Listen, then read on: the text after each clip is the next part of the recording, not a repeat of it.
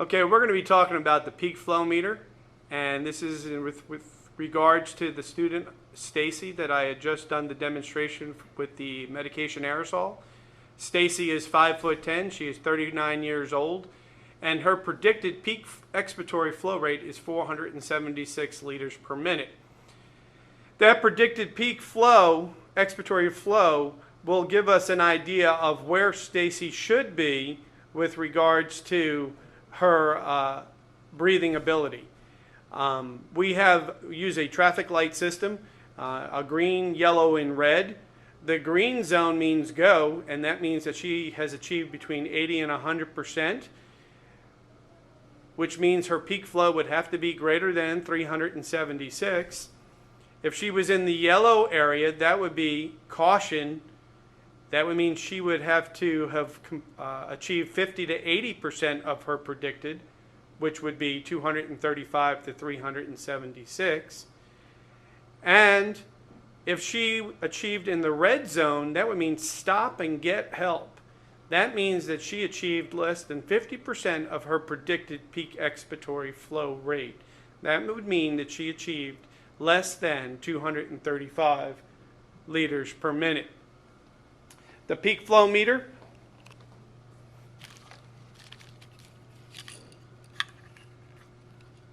is right here, and you can see that the little red indicator at the bottom, that would move, and you see red, yellow, and green. Well, those three zones would be set corresponding to the patient and their level. If we set this for the green zone, that would be 80% or better. So if she does better than 376, I'd set that green zone at 376. The yellow zone would mean that she would have to do between the yellow and green, and that would be 50% of her predicted, which is 235. And the red zone would mean anything below that 235.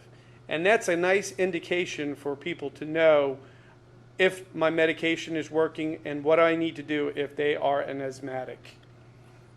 The chart I was talking about is this chart, which is found in our peak flow meter kit.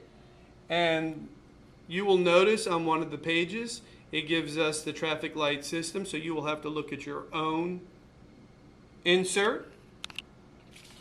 The chart in which we were looking at before is on the back side, and you will notice that there's a column for men and for women. And down the left-hand side will be the age, and across the top will be the height of the patient. I connect the two, and that will give me a predicted peak expiratory flow rate.